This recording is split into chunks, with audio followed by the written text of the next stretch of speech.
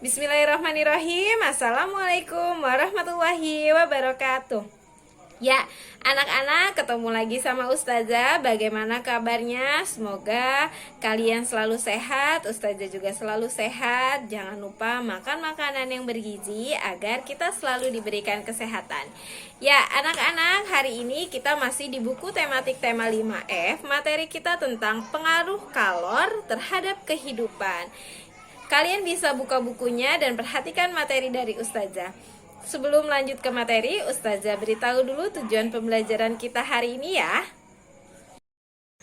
Baik anak-anak, pada pertemuan kita kali ini, tujuan pembelajaran kita yang pertama, peserta didik dapat menjelaskan pokok pikiran dan membuat teks eksplanasi. Yang kedua, peserta didik dapat mengidentifikasi macam-macam benda konduktor dan isolator. Yang ketiga, peserta didik dapat mengidentifikasi aktivitas masyarakat di suatu wilayah dalam pembangunan ekonomi dan sosial budaya. Dan yang keempat, peserta didik dapat mengetahui akibat dari tidak menjalankan kewajiban. Baik anak-anak, coba perhatikan gambar yang ada di hadapan kalian. Nah, gambar di hadapan kalian ini berisi tentang seorang anak yang sedang membantu ibunya memasak di dapur. Nah, anak ini mengaduk sayur menggunakan bahan yang terbuat dari kayu. Nah, mengapa demikian ya? Mengapa anak tersebut mengaduk sayur menggunakan bahan dari kayu? Ya, penjelasannya bahwa bahan itu terdiri dari konduktor dan isolator. Apa sih konduktor itu? Konduktor merupakan bahan yang dapat menghantarkan panas dengan baik, sedangkan isolator merupakan bahan yang sulit, bahkan tidak dapat menghantarkan panas. Nah, di sini ada contoh dari bahan konduktor. Contoh bahan konduktor antara lain seperti besi, aluminium, dan tembaga. Contohnya dapat kita lihat di peralatan masak yang ada di rumah kalian, seperti sendok, spatula, panci, wajan. Nah, ini semua terbuat dari bahan-bahan yang mengandung konduktor. Selanjutnya, di sini ada contoh isolator. Nah, contoh bahan isolator antara lain seperti dari kayu, karet, kain, dan plastik. Nah, di sini ada contoh seperti tempat yang terbuat dari plastik, lalu ada elap, spatula dari kayu, dan juga tempat naruh nasi ya. Nah, ini semua merupakan contoh bahan isolator karena terbuat dari kayu, karet, kain, dan plastik yang tidak menghantarkan panas. Nah, berikut benda yang menggunakan konduktor dan isolator secara bersamaan. Jadi, di rumah kalian pasti ada benda yang terdapat bahan dari konduktor dan isolatornya. Contohnya apa aja? Di sini ada panci memasak air. Nah, di sini ada bagian isolator itu pegangan tutupnya, lalu pegangan pancinya juga terbuat dari isolator. Mengapa pegangan tutup dan pegangan panci terbuat dari isolator? Nah, karena fungsi bagian isolator yaitu tidak akan kepanasan ketika memegangnya. Jadi kalau kalian habis masak air, kalian bisa angkat panci itu menggunakan gagang yang ini ya anak-anak. Jadi tidak kepanasan kalau kalian langsung ambil dari atas kompor. Nah, selanjutnya ada juga yang terbuat dari konduktor. Nah, konduktor itu panci ini yang terbuat dari aluminium atau besi. Nah, kenapa dia merupakan konduktor? Karena berfungsi menghantarkan panas dari api kompor ke air atau makanan yang dimasak. Jadi, makanan atau air dapat matang. Panas atau kalor akan selalu bergerak dari tempat bersuhu tinggi ke tempat bersuhu rendah. Nah, hal itulah yang membuat minuman yang paling panas sekalipun akan menjadi dingin jika diletakkan di tempat yang dingin. Minuman itu akan semakin dingin dan pada akhirnya memiliki suhu yang sama dengan sekitarnya. Akan tetapi, jika minuman tersebut disimpan di dalam termos yang merupakan isolator, panas minuman tersebut akan tetap bertahan lebih lama dibandingkan dengan tidak memakai termos. Nah, apa sih termos? Di sini sudah ada gambar termos anak-anak. Kalian pasti punya ya di rumah.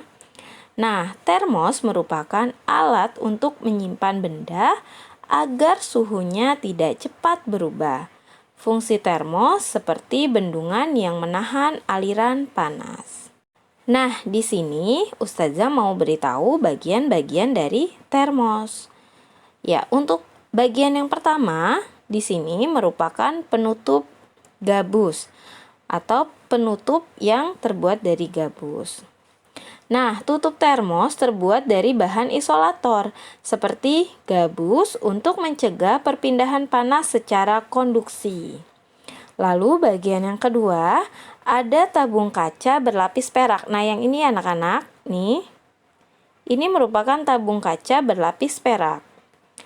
Bagian dalam kaca dibuat mengkilap agar kalor dari air panas tidak terserap pada dinding. Bagian luar dinding kaca dibuat mengkilap berlapis perak agar tidak terjadi perpindahan panas. Nah, bagian yang ketiga ada ruang hampa udara. Nah, yang tengah-tengah ini merupakan ruang hampa udara. Ruang hampa udara di antara bagian dalam dan luar berfungsi untuk mencegah perpindahan panas secara konveksi. Nah, itu merupakan bagian-bagian dari termos dan fungsi dari bagian-bagian tersebut. Selanjutnya adalah gambar cerita. Gambar cerita adalah pengungkapan gagasan dalam bentuk gambar dan tulisan. Biasanya kalian pasti sering cerita yang terdapat gambarnya. Nah, di sini contohnya seperti ini. Cerita hadiah istimewa serigala. Di sini ada ceritanya dan berupa gambar. Nah, gambar ini merupakan gambar cerita. Gambar cerita dapat berupa sketsa, lukisan, foto, dan gambar dua dimensi yang menjelaskan tulisan. Gambar cerita disebut juga dengan ilustrasi. Nah, fungsi gambar cerita yang pertama, menerangkan suatu cerita, tulisan, puisi, atau informasi agar mudah dipahami. Yang kedua, memberikan gambaran tokoh pada cerita. Kalian pasti lebih suka membaca buku yang banyak gambarnya kan ya? Nah, itulah fungsi dari gambar cerita. Lalu yang ketiga, mengomunikasikan cerita. Dan yang keempat, menerangkan suatu konsep. Nah, jika kalian membaca buku terdapat gambar, pasti kalian lebih suka. Macam-macam teknik gambar cerita. Nah, ada gambar tangan atau manual. Biasanya gambarnya seperti ini. Bikin sketsa pakai pensil. Yang kedua, dengan bantuan perangkat digital, misalnya kamera atau komputer. Kalian bisa foto, lalu ditempel, lalu diceritakan. Boleh juga kalian bisa bikin pakai komputer. Biasanya handphone sekarang lebih canggih tuh, bisa gambar pakai handphone. Nah, contohnya seperti ini nih. Seperti yang ada di buku pelajaran. Ini dari komputer gambarnya. Dan yang ketiga, kombinasi dari teknik manual dan digital. Biasanya para komik yang membuat komik itu dia membuat gambar secara manual, lalu diperjelas lagi menggunakan komputer. Nah, jadinya seperti ini. Ini awalnya dari gambar manual, lalu diperjelas lagi warnanya di komputer. Nah, sampai sini paham ya macam-macam teknik menggambar gambar cerita. Selanjutnya langkah-langkah membuat gambar cerita atau gambar ilustrasi. Nah, di sini yang pertama menentukan gagasan. Jadi kalian harus cari dulu gagasannya. Yang kedua, menggambar sketsa. Lalu kalian buat menggunakan pensil atau menggambar sketsanya menggunakan pensil. Yang ketiga, pewarnaan. Setelah kalian sudah menggambar, membuat sketsa dengan pensil, kalian berikan warna. Dan yang keempat, pengecekan. Lalu kalian cek kira-kira bagaimana gambarnya. Nah, itu langkah-langkah membuat gambar ilustrasi. Baik anak-anak, sekarang coba perhatikan gambar yang ada di hadapan kalian. Di sini ada seorang anak yang sedang mengerjakan tugas. Nah, anak tersebut berkata kepada ibunya bahwa ia telah menyelesaikan tugas dari ibu guru. Lalu sang ibu bilang, "Wah, bagus sekali karena anak tersebut telah mengerjakan tugas dengan tepat waktu." Nah, selanjutnya di gambar kedua ini ada Regu Piket, sedang Piket membersihkan kelas agar kelasnya tetap bersih. Nah, kegiatan dari kedua gambar tersebut itu merupakan orang yang bertanggung jawab akan menjalankan tugasnya dengan sebaik-baiknya. Nah, orang yang bertanggung jawab akan lebih mudah dipercaya dan dihormati oleh masyarakat. Akan tetapi, jika seorang tidak bertanggung jawab, maka ia harus menanggung akibatnya. Jadi perbuatan kedua ini, kegiatan kedua gambar ini merupakan kegiatan yang melakukan tanggung jawab. Nah, akibatnya jika kalian tidak bertanggung jawab di sekolah. Yang pertama, kelas menjadi kotor karena tidak ada kesadaran membersihkan kelas.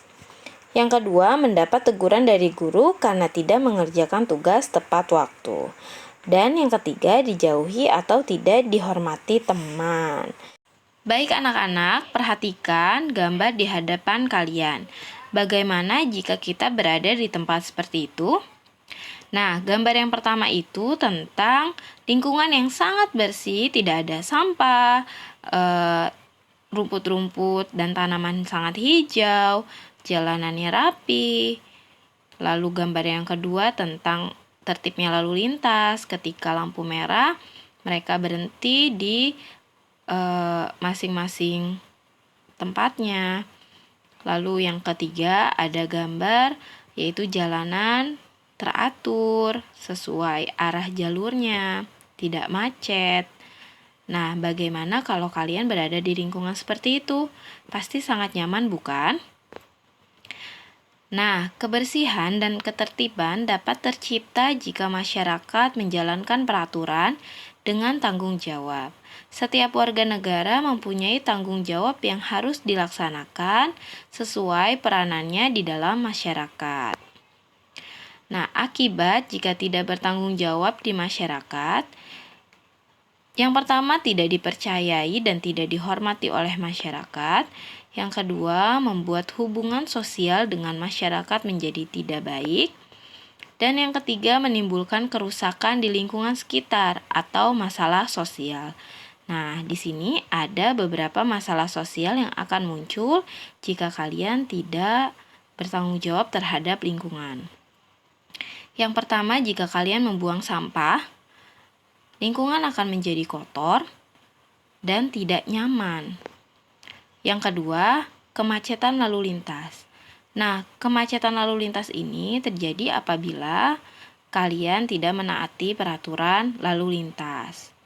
Dan banyaknya penggunaan mobil walaupun kalian hanya pergi sendiri. Dan yang ketiga, kali dan sungai kotor.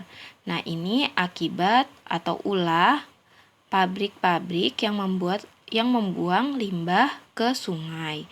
Dan yang keempat, bangunan liar.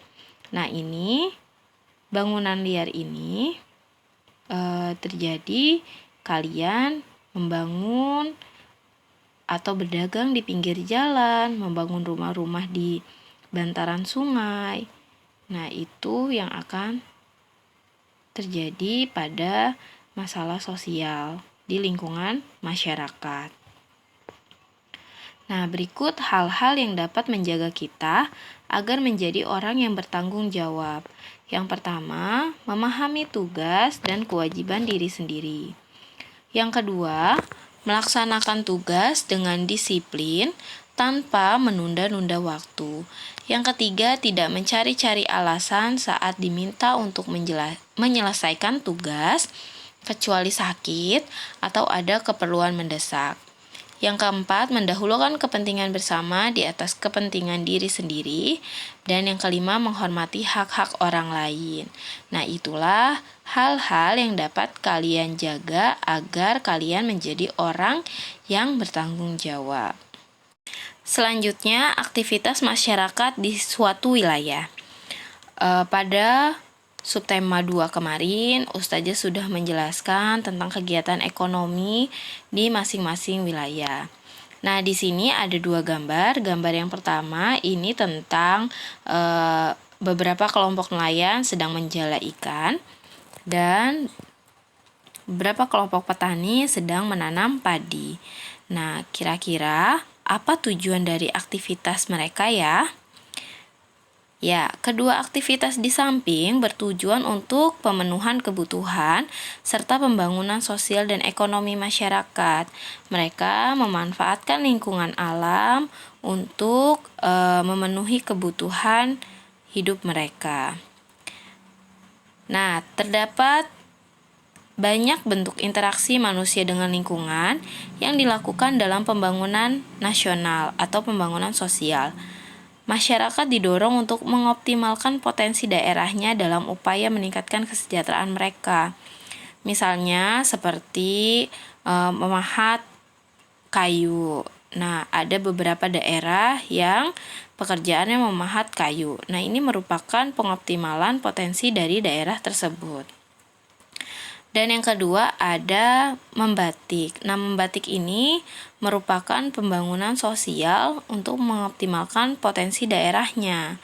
Biasanya batik ini berasal dari daerah-daerah Jawa seperti Pekalongan, Solo. Nah, masing-masing daerah juga punya motif batik masing-masing, tergantung daerah masing-masingnya. Selain itu, ada juga seperti makanan-makanan khas daerah masing-masing.